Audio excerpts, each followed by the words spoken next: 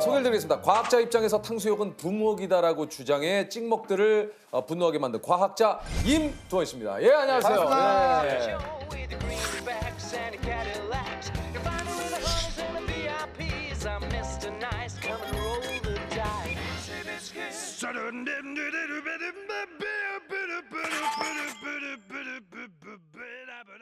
일단 던지는 화두 자체가 저희들의 시선을 확 끄네요. 이제 썸네일이 좋죠. 다른 것보다 탕수육은 탕수육은 부먹이 부먹이다. 맞다. 맞다. 예, 맞습니다. 아니 이게 왜 부먹이 맞습니까?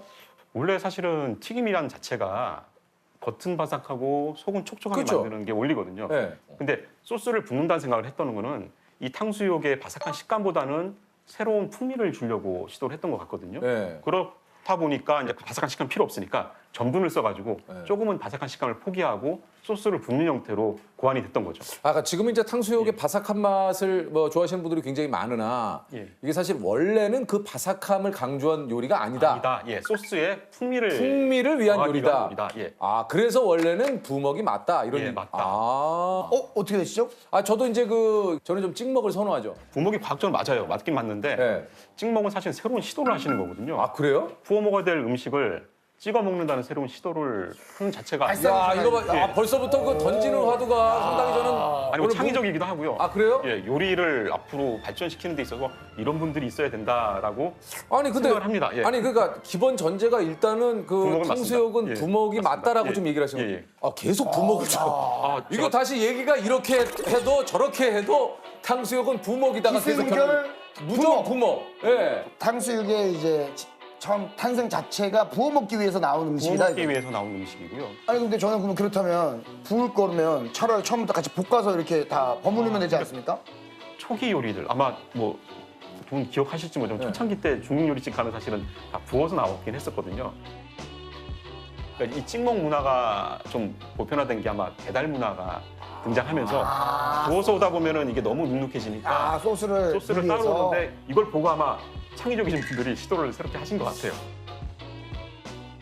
그래서 최근 인터넷에 과학적으로 부먹이라고 한 게 알려서 댓글이 수백 개가 달렸어요. 아 정말요? 이거 보셨죠? 봤습니다. 예. 네, 어떠셨어요? 뭐 한편으로 사실은 좀 약간 뿌듯한 느낌도 있어요. 처음에는 좀 걱정을 많이 했었거든요. 네네. 아 이제 많은 분들이 과학에 대해서 관심을 가져주시는구나. 어. 과학자가 이런 역할을 하는구나. 예. 아니 이게 탕수육을 어떻게 과학적으로 이렇게 연구를 하시게 된 겁니까? 우연찮게 저희 처가댁에서 또 돈가스 전문점을 사실 20년 전에 그러세요? 하게 되셨어요. 그래서 어. 어깨너머로 좀 보다가 이 튀김이라는 주제가 굉장히 과학적이다는 생각을 하게 됐거든요. 기름에 넣어서 튀기는 게 뭐 이렇게 과학적인? 기름의 온도, 반죽 정도, 그다음에 이 수분의 정도에 따라서 튀김 품질이 확실히 차이가 나거든요. 그러니까 이런 변수를 조절하는 게 사실은 과학자들이 하는 역할인데 셰프분들이 이걸 경험적으로 하시죠. 그렇죠, 그렇죠. 예, 튀김 가지고 네. 사실은 웬만한 과학 뭐 설명도 가능할 거라고 저는 생각이 되거든요. 아니 뭐가? 저희는 잘 이해가 안 가는데요. 그래서 튀김의 겉표면이 바삭해지는 원리를 아세요? 튀김에 튀기니까, 기름에 튀기니까. 튀기니까. 이제 거기 문과생 신문 답변이시고 아이고 선생님, 아이고 뭐 물론 제가 문과긴 합니다만, 문과생 적인 답변이라뇨, 좀 약간 예, 그러네요. 죄송합니다. 이과생이라고 하면은 이제 이게 과학적으로 왜 바삭할까라는 아니 기름에 좀 튀기니까. 아니 기름이 튀기고 뜨거우니까 뜨거우니까 뭐, 네. 뭐한 거지. 그 사실은 말씀하신 거에 한 단계 더 들어가죠. 지금 왜 한 번 거치셨는데 네.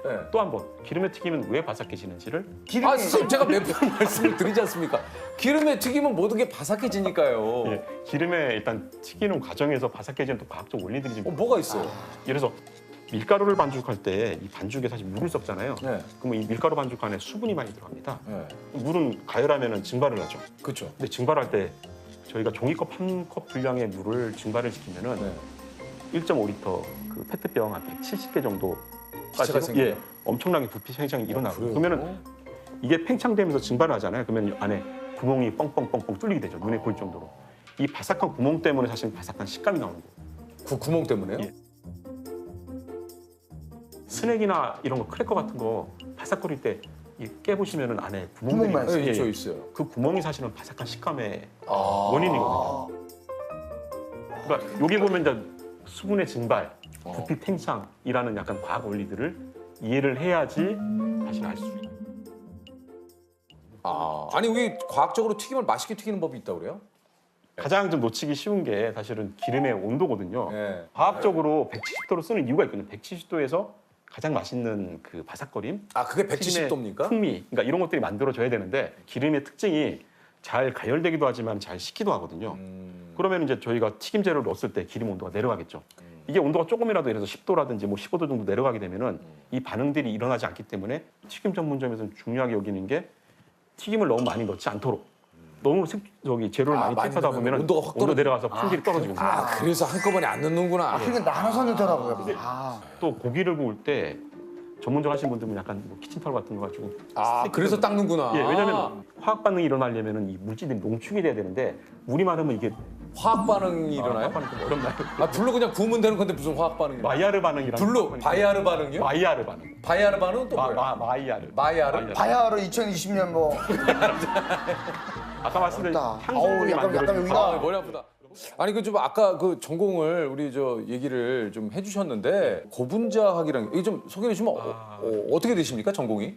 사실 뭐 다른 공학들은 다 아시죠 뭐 생명공학, 뭐 알죠, 알죠, 건축공학, 알죠. 기계공학 예. 이름만 들어도 아시는데 고분자공학은 고분자공학? 고분자가 뭐야? 이런 얘기 하시잖아요. 사실은 이제 분자를 먼저 아셔야 되는데 물질을 이루는 가장 기본 단위가 되는 거고요. 예를 들어서 물 같으면 H2O 아 예. 그런 작은 단위의 일종의 뭐 입자가처럼 생각하시면 될 것 같아요. 네네네네. 이 분자들을 화학적으로 반응을 시켜서 쭉 커다란 분자 형태를 만드는 걸 저희가 고분자라고 그러거든요. 좀 큰 형태의 분자라고 생각하시면 되는데 일상생활에서 접할 수 있는 고분자라고 하면은 뭐가 있을까요? 플라스틱, 아 그게 고분자구나. 플라스틱이나 저희 합성 섬유 같은 뭐 그런 게- 여기 좀 메고 계신 잘 늘어나는 이런 것도 고분자죠. 저 섬유 아닙니까? 예, 섬유입니다. 섬유도 긴 형태의 고분자거든요. 뭐 고텍스 이런 게 이 예, 고분자. 고텍스도 그렇고 나일론, 뭐 스판덱스. 그게 다 고분자예요. 스티로폼. 고무줄도 그렇고요. 예. 스티로폼. 스티로폼도 마찬가지고. 현대 문명에서 많이 만드는 물질들은 예. 대부분 다 고분자 물질이라고 이해를 하시면 될 것 같습니다. 그렇죠. 아니 그 제가 궁금한 게 그 얘기 들어보니까 그 무슨 뭐 큰 거 그거 만들어 가지고 뭐 이렇게 분자끼리인가 뭐 이렇게 부딪히게 만들어 가지고 저 입자가속기 말씀. 그 뭡니까 입자가속기는? 그러니까 입자가속기가 저희가 그 입자를 예. 그 거의 빛의 속도 가깝게 회전을 시키거든요. 예. 그러면서 충돌을 시키면은 예. 깨트리는 거죠. 깨트려 가지고 근본 입자를 찾는 활동이거든요. 그러니까 예전에 뭐 세상의 근본이 뭐냐라고 했을 때 그러니까요. 뭐 탈레스가 물이다 이렇게 얘기했잖아요. 그런 것처럼 세상이 어떤 탈레스가 물이라고 했어요? 모르시나요? 모르시나요? 선생님이 처음으로 당하셨다. 모르시나 아직? 아리스토텔레스. 탈레스. 탈레스? 그건 텔레스. 아, 텔레스. 아리스토텔레스. 아니 선생님도 누구인지 잘 모르는데 텔레스는 제가 그렇죠. 너무 오래된 분이니까 모르셔도 괜찮습니다. 그 미립자로 그렇게 해서 예, 뭘 그 만든. 세상의 약간 근본 원리를 찾아가는 활동들이죠. 그러니까 뭔지 알겠다. 아 이제 해결이 됐네. 뭐가 해결이 됐어요? 아니 제가 저는 정말 섭섭하게 이해 못하셨잖아요. 근데 뭐가 해결이 됐어요? 했어요. 이 질문이 어떨지 모르겠지만 시간 여행이 가능합니까? 시간 여행, 저희 아인슈타인의 이론에 따르면 시간 여행은 불가능하죠. 빛의 속도보다 빨리 갈 수가 없기 때문에 그 빛의 속도 이상으로 가면은 시간 여행이 가능한가요? 가능하겠죠. 근데 현재 우주에서는 그 과학 공식에 따르면 그 빛의 속도 이상으로 여행했을 때는 우주 자체가 붕괴돼 버릴 수도 있거든요. 그러니까 이 우주가 아닌 거죠. 우주 자체를 그러면 상정을 못 하는 거죠. 영원히 살 수는 없습니까? 영원히 사는 연구들 많이 좀 하는 것 같습니다. 뭐 실제로 영원히 사는 생명이 있긴 있거든요. 뭐가요? 예를 들어서 랍스터 같은 경우들 보면은 랍스터? 랍스터도 랍스터가 어떻게 오래 살아? 랍스터가 굉장히 좀 오래 사는 생명입니다. 그러니까 계속 랍스터가 죽는 이유 중에 하나가 더 이상 탈피를 못 해가지고 죽거든요.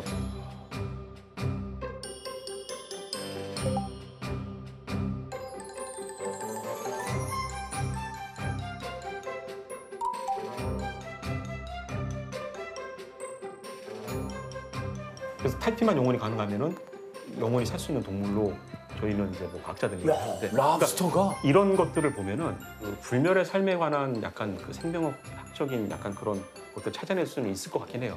그런 걸 만약에 인간한테 적용을 하게 되면 불멸의 삶을 살 수도 있을 것 같다는 생각이 들긴 한데 불멸의 삶 이게 뭐 근데 영화 그게 속에서나 이게 좋지는 뭐 않겠죠. 그렇죠. 이게 예. 꼭 이게 참 아니 근데 불멸의 삶은 사실 저는 저주라고 생각을 하거든요. 왜요? 그 사실 어릴 때 생각해 보시면은 어릴 때는 되게 호기심이 많잖아요. 사소한 것 하나 들고 주변에 이런 것들도 너무 재밌어가지고 까르르 네. 하면서 재밌는 경험을 하다 보니까 시간이 굉장히 길게 느껴지는데 나이가 좀 들수록 세상에 대한 경험이 좀 무뎌지니까 뭐 그냥 오늘 하루가 뭐 어제랑 똑같고 뭐 하루가 그냥 그렇고 이런 느낌 때문에 시간이 굉장히 짧게 간 느낌이 드는 거고. 근데 만약에 5,000살까지 산다고 하면은 거의 뭐 무생물처럼 되지 않을까 생각하거든요. 아무런 뭐 홍실도 감흥이 없고, 감흥이 없고 그런 삶이 과연 굴러다니는 돌멩이랑 뭐가 다를까라는 생각을 하면은 적당한 수준에서 생을 마감해가지고 뭐 후손한테 기회를 주는 게 더 낫지는 않을까. 그 투명 인간도 뭐 그런 망토가 개발이 됐다 뭐 이런 것도 아, 예, 투명 인간도 투명도 망도 뭐 이렇게 저도 보긴 봤는데요. 가능해요? 예, 뭐 과학적으로 가능합니다. 뭐 카메라 센서 카메라를 이용해 가지고 네. 뭐 뒤쪽에 있는 화면을 이 앞쪽에 투사를 시키는 거죠. 네. 그러니까 여기 스크린 같이 옷을 스크린처럼 만들어가지고 뒤에 있는 걸 찍어서 여기다 해주면은 제가 없는 것처럼 보이는 거죠.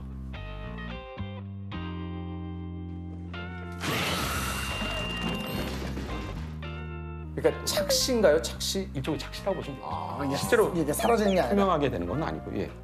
문과를 굉장히 저는 꼭 필요한 존재라고 보고 있는 이 중에 하나가 문과 그런 상상력을 해내시거든요.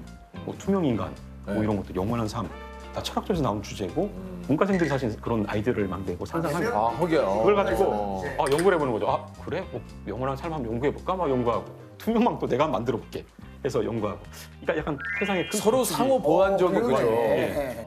사실은 문과가 있어야지 저가 이과 같은 분들이 영감을 얻고 좀 더 한 발 더 나갈 수도 있는 거예요. 자, 공통 질문을 한번 우리 네. 드려보도록 할게요, 조셉. 혹시 해와 달 중에 뭘 좋아하십니까? 전 달을 좋아합니다.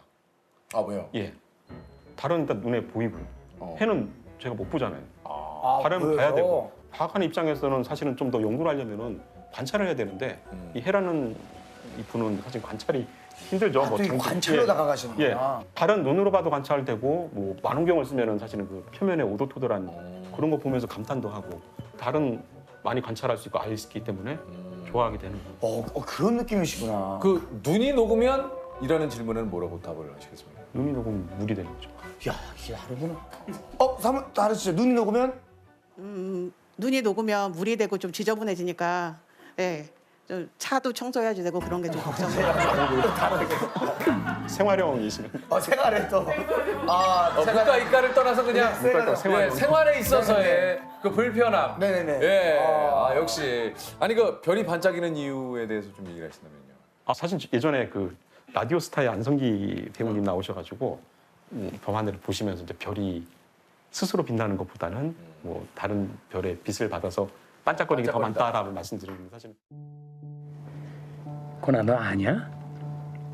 별은 말이지 자기 혼자 빛나는 별은 거의 없어. 다 빛을 받아서 반사하는 거야. 그때 이과생들이 난리가 났어. 왜요? 저건 과학적 틀렸다. 왜요? 왜냐면은 별이란 그 용어 자체가 스스로 빛을 내는 것만 별이라고 하고 스스로 빛을 내지 않고 반사되는 건 행성이자 저희 같은 지구 같은 행성. 그 용어를 놓고 사실은 이과생들은 영화 잘못 만들었다 막 이렇게 지적도 하곤 했었는데 별에 대한 정의가 좀 다르죠. 과학자들이 생각한 별은 너무 뜨거워가지고 생명도 살 수 없는 약간 그런 태양이고 우리 뭐 문과생 분들이나 예술하시는 분들 생각하는 낭만적이죠. 별은 뭔가 가면 어린 왕자 있을 것 같고 어린 왕자 거기 가면 죽을 겁니다. 뜨거워서 그게 좀 차이가 좀 있는 것 같아요. 이게 확실히 문과와 이과가 좀 그러네요. 바라보는 시선이 좀 다르네요. 한 가지를 놓고 다른 시각으로 볼 수 있다는 게 참 신기한 것 같아요. 예. 자, 저희가 이제 우리 선생님께 한번 또 여쭤보도록 하겠습니다. 유퀴즈 예, 하겠습니다. 좋습니다. 자, 이것은 1609년 8월 25일 강원도 5지역에서 목격됐습니다.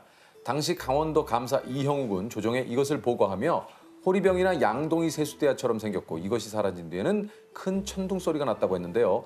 조선왕조실록에 기록된 이것은 무엇일까요? 조선왕조실록에 기록된 이것은 무엇일까요? UFO 아니에요? UFO. 예. 자, 정답은요? UFO. 정답! 오! 야, 이게 실제로 이게. 예, 저 그 기사 알거든요. 저희 그 아들이 UFO 많이 해가지고 들은 적이 있는 것 같습니다. 현금 주시네. 진짜 축하드립니다. 자, 축하드립니다. 예.